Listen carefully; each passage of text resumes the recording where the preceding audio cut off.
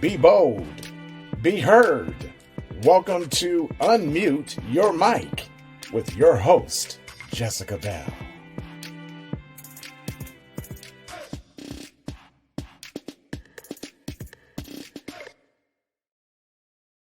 The views, information, or opinions expressed during the podcast are solely those of the individuals involved and do not necessarily represent those of Unmute Your Mic.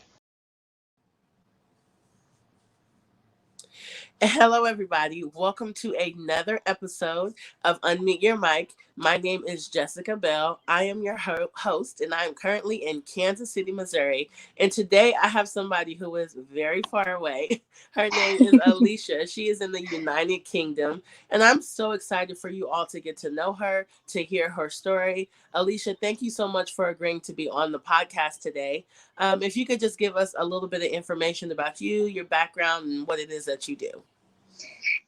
Sure. Thank you, Jessica. Thank you so much for inviting me on the podcast. So I'm from Birmingham, UK, and I'm a pharmacist by background. But one of the things that I'm really passionate about is self-development. And so from that stemmed what I now deem as empowerment coaching. And yeah, it's just a passion that I do. So can you explain a little bit about exactly what empowerment coaching is? Is that similar to mentorship or what, can you dive a little bit into that? Sure. So everyone's aware of self-development, and why we go into self-development is because we want to further ourselves and our life. And that can be in any area, say health, relationships, financial, career.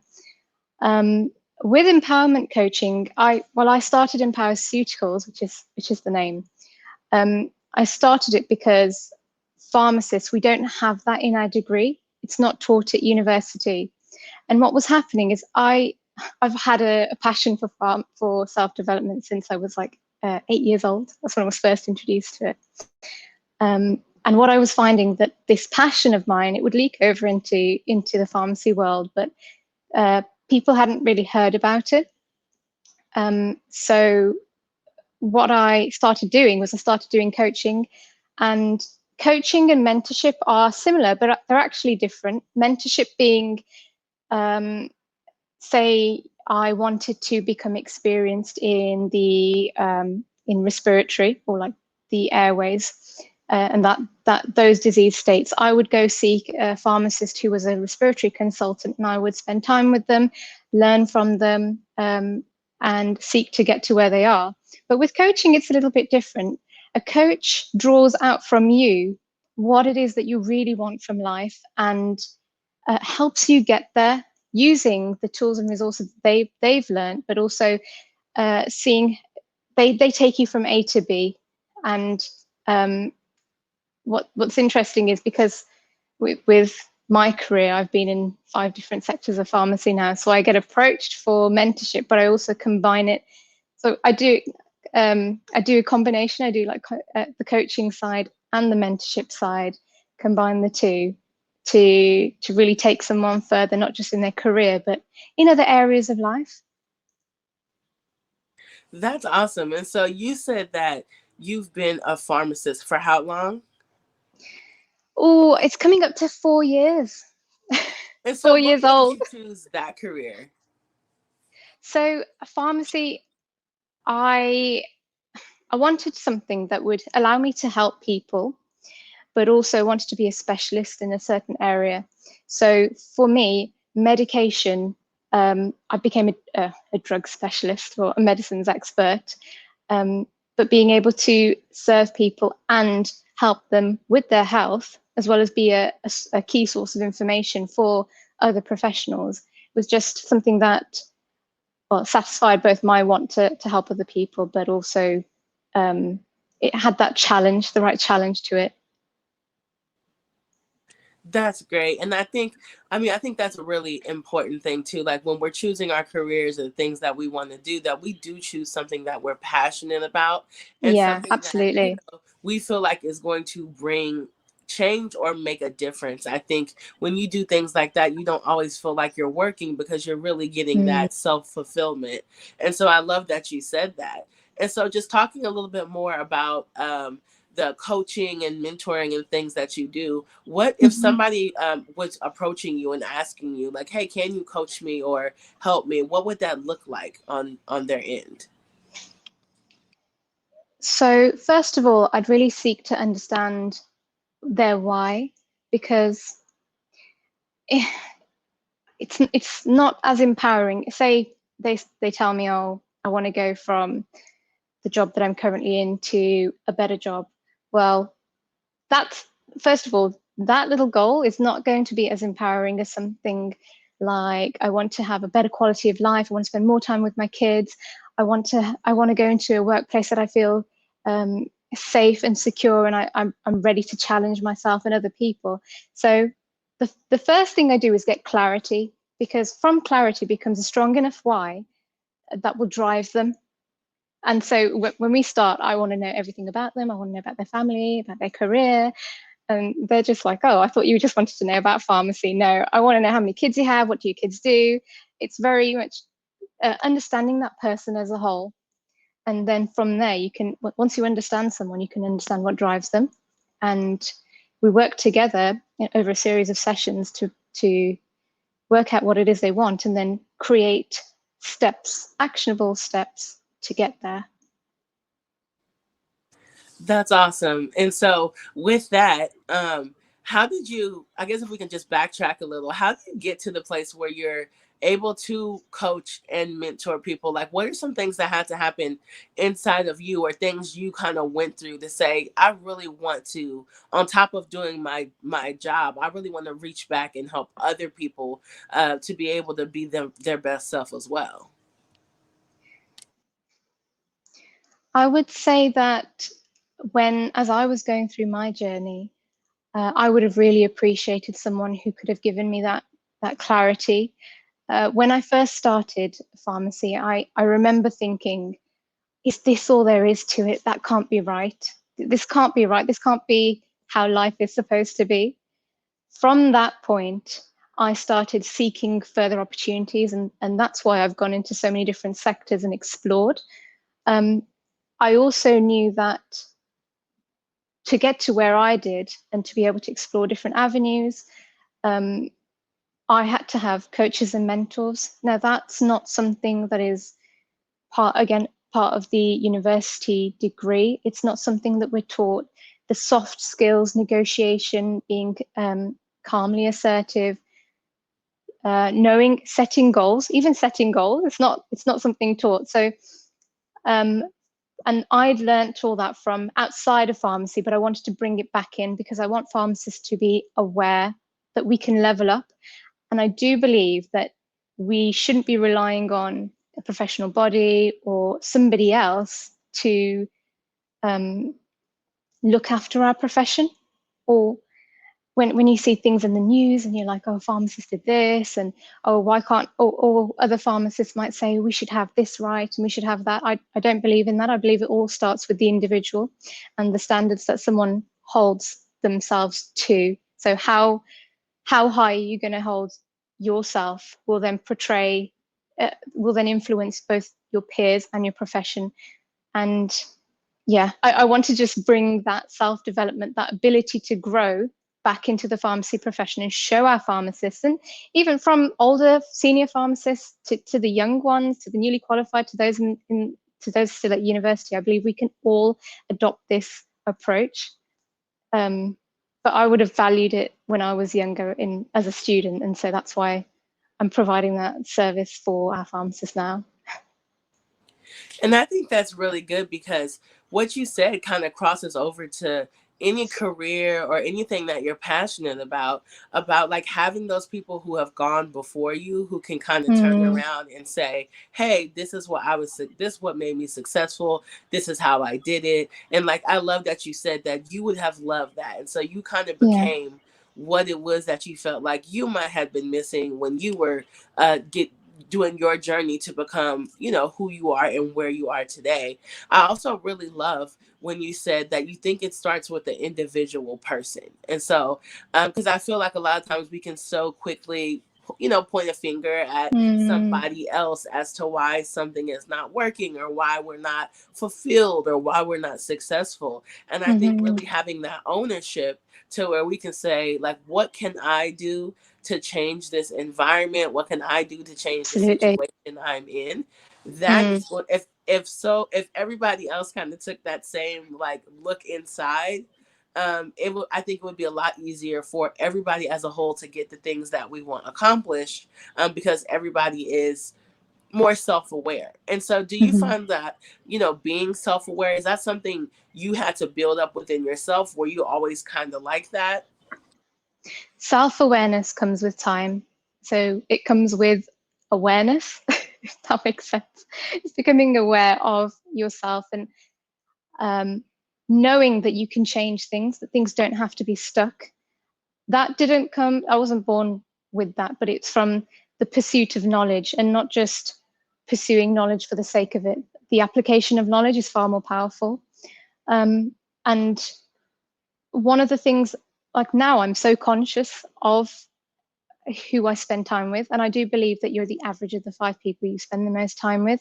Very conscious with picking friends, very conscious with picking mentors and coaches because of that reason.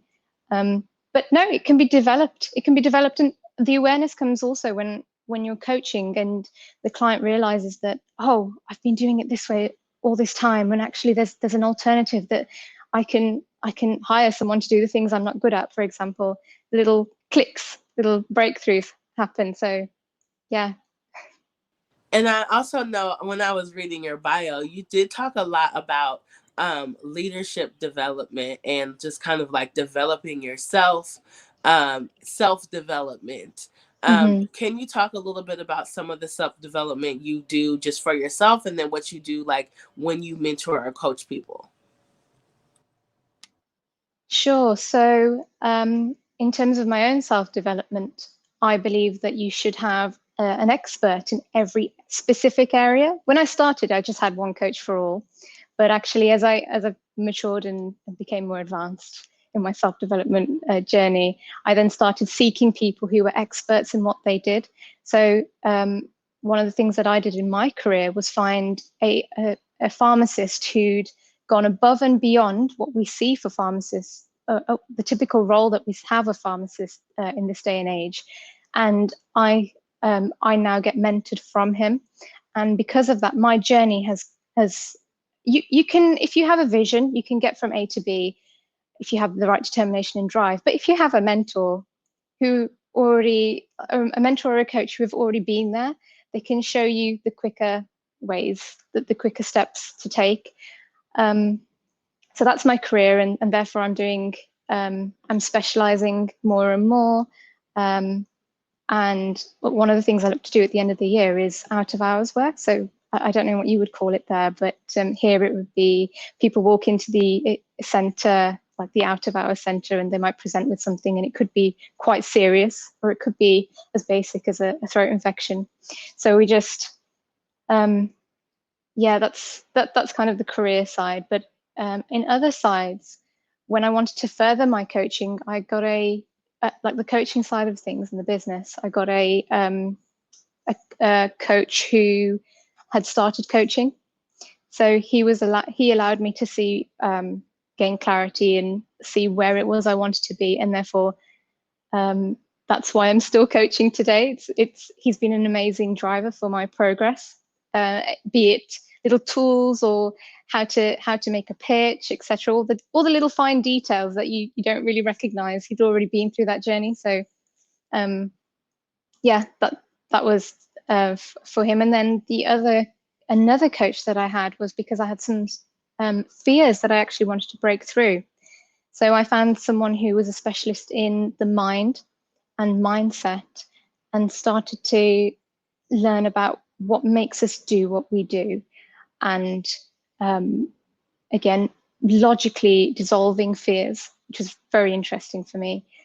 So yeah, and when it was time to lose weight, like I got a weight coach. I always try to seek experts in the field when it comes to my health. For example, if we get sick, we'll go to an expert, we'll go to a doctor. So it's similar. If you want to further your life, you go get a coach. That's really good. And I think that's a concept that everyone doesn't always think of. Like in different areas of your life, you have different people that you go to who are Mm-hmm. experts in that area. And I think sometimes we just will turn to maybe family or friends, and though those Mm. people love us and they're there for us, they or may not be an expert in that area. And like you said, if I Mm. needed to go to a doctor, I wouldn't go to a family member that's not a doctor and just Yeah. ask them, hey, what's going on here or there. So we would find the people. And I think that's so important. And that's something that we need to kind of hone in more just as people Mm-hmm. who want to advance and be better, is that you Mm-hmm. kind of don't always have to reinvent the wheel because there are people who Exactly. have done it already. Um, Exactly. Yeah. and so do you see that often when you're talking to people, when you're coaching them or mentoring them? Do you see that people sometimes have that mindset of like, I don't really need a coach? Or I mean, what kind of people do you find yourself talking to? So the people that I talk to recognize that they can they want to go, well, they want to level up, but they don't necessarily know how. They don't have the right tools or someone holding them accountable or somebody who's actually already done it for themselves. I think it's, if I had to, um, yeah, those are the kind of people that I work with. But I have spoken to pharmacists whereby they tell me, "Oh, I've got this goal. I want to be the head of pharmacy in this hospital." And, um, that's a great goal to have. But there's going to be so much more to becoming head of pharmacy as opposed to like just learning more clinical skills. There's going to be soft skills. You're going to have to learn assertiveness, negotiation. You're going to be put up against doctors and you have to argue a point. You're going to have to be strong, level-headed. Those things a coach can help you develop or can teach you how to develop those skills. Not necessarily something that's going to come from another degree or a diploma or a certification. So yeah, and those, I try and open the door for self-development, but somebody's got to walk through. That's true. We have to want it. And we can't, Mm, even with a coach, a mentor, or anybody else that we're seeking, they can't want it for us if we don't want it for ourselves, right? So exactly, I think exactly. that is really important.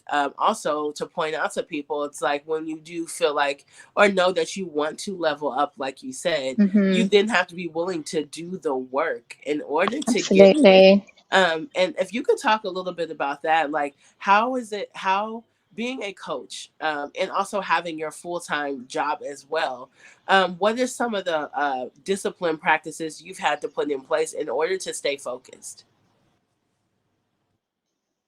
Sure. So one of the things that I have to do is make sure that I'm really clear on what it is I want to achieve with Empowerceuticals and the coaching service, the type of people I want to help, and what message I want to put out to the world. That comes from, so one of the things I do is I go outside. I find nature to be very invigorating and creative juices start flowing. But one of the things I do is I set up my day. So I'll begin with some breath work, get everything flowing, get all the energy going. That changes my state. And then what I will do is get grateful. So I then thank, I say I'm grateful for everything that I have in my life, the opportunities, the friends, the family, because when you're in a state of gratitude, it's a higher energy state than something of fear. And fear is often what stops people. So if you're not fearful and you're grateful, you're going to feel, again, energized, ready to make things happen. The next thing I do is visualization. Everything in your external world started in your internal world. It started as a thought, a feeling, something you imagined. And I believe that it's so powerful to tap into this area.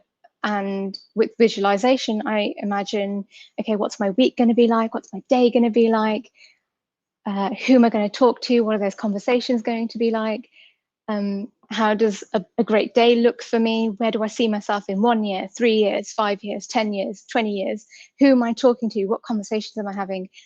Having that clarity is so important, especially if you're going to do something, or if you're going to do it, if you're going to be in a job, and also trying to set something up on the side. But I think the most powerful thing that I do as part of that routine is going to be incantations.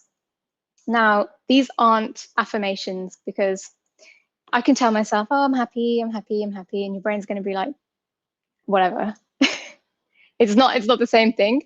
But when I go outside and I do an incantation, I am attaching emotion and movement to that which I want to become. And I state it as an I am. So I'm already that which I seek to become. And my favorite ones are I'm focused, driven, and disciplined. That's a powerful one for me, because I need to be focused, driven, and disciplined in order to keep this going whilst I've got my job.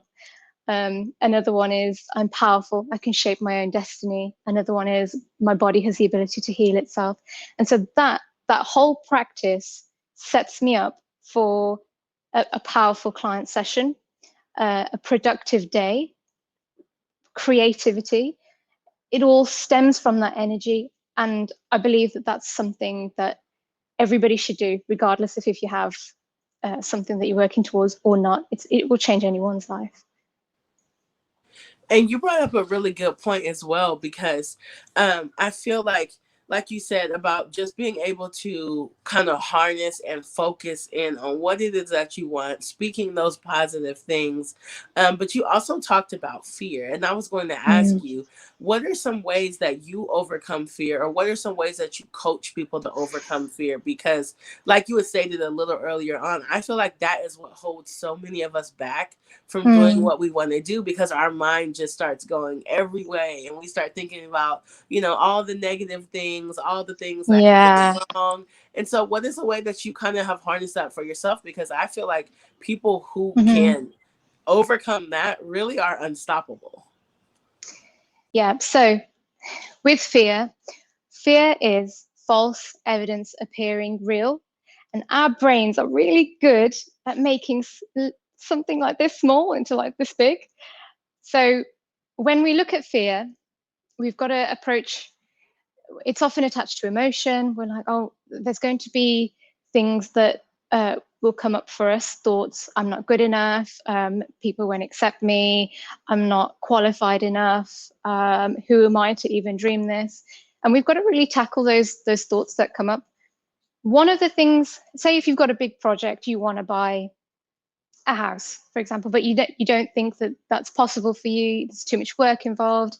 In order to have a property for investment, it's going to be, you might have some limiting beliefs about money, for example. There's so many aspects that you have when it comes to fear. There's so many, it's really dynamic. But one of the things I do is I look at the fear and think, okay, if it's too big and it's too overwhelming, then we need to break it down into sizable chunks. If there's like, how did the wall of China get built? It was one brick at a time. How do you eat an elephant? One step at a time, one bite at a time, sorry. So chunking things is really helpful to overcome fears of big projects and making big things happen. But also, I'd say that fear comes from these stories that we tell ourselves. So what's a popular one? Everybody wants to lose weight, but they think, oh, we can't lose weight. This is just the way I am. This is my build, etc. And when you have something that you want to change, you can either change it, accept it, or, well, stop complaining about it. But if you do seek to change it, then one of the things that you can look at is, why haven't you changed so far? What are you telling yourself? And often that story can come from something you've told, something that's been set at childhood, but doesn't actually make sense anymore. Like, I've always been like this. That's something that disempowers you, so we can change it to something more empowering, like, I will now seek to become a healthier individual, and I will do that by taking X, Y, and Z. So I'd say with fear, we need to go back to why you're fearful. And fear would be a construct of the brain to protect us from something. When we look at the benefits of having that fear, actually your brain's trying to protect you. It's an ancient survival mechanism to be fearful. So if we look at what the benefits are of of that fear and also look at the cons. We're taking it from an emotional aspect to a more logical one in which we can deal with. And actually, maybe you're fearful of, I don't know, buying a first investment house, for example. You would then weigh up and see what the benefits of having that fear and what actually is stopping me. And then from a logical point of view, you can dissolve that fear or the energy that's surrounding that fear. So there's like 1,000,001 different ways to deal with fear. I'm trying to give you a few. No, that's great. And I never actually thought about fear being like our brain almost being like a defense or trying to protect us, because it's kind of telling us, like, hey, you're afraid of this thing, don't do it, right? And I think that, but that just really shows you like the power of the mind, but also the power that we have to kind of overcome the things that are maybe going on in our mind that we haven't controlled. And so they just kind of run wild. And so just wrapping up, I wanted to ask you if you could speak to the person who's listening today who maybe just needs some empowerment, some coaching, some words of encouragement. And maybe if you want to speak to somebody, even if it's in a specific career, of just trying to encourage them to keep going and become the best version of themselves.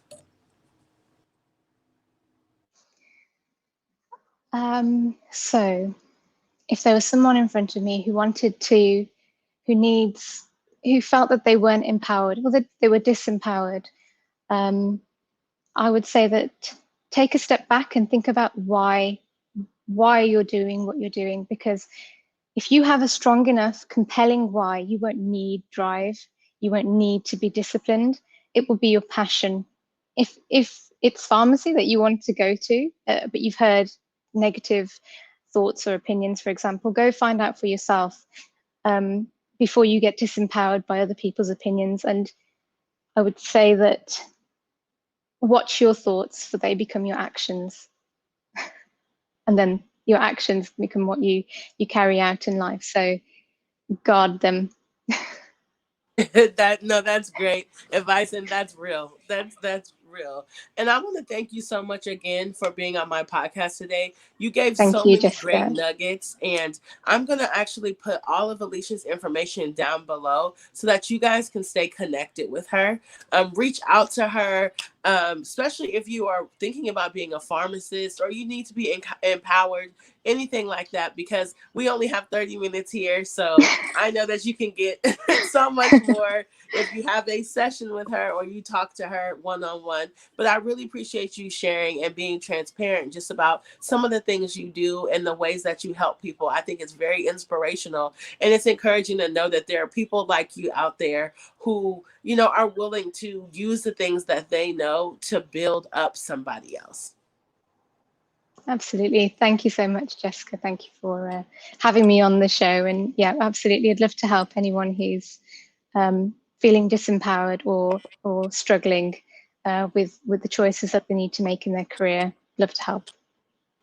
Great. And I want to thank everybody for listening to another episode of Unmute Your Mic. As always, you can find us on Facebook, YouTube. We are on Instagram, Spotify, and Apple Podcasts, all under Unmute Your Mic. You can also go to our website, unmuteyourmic.org. There you will find merchandise. You will find our newsletter, which you can subscribe to get exclusive information. And I thank you all for tuning in. Be bold, be heard, and continue to unmute your mic. Thank you, Alisha. Thank you. Thanks, Jessica. Bye.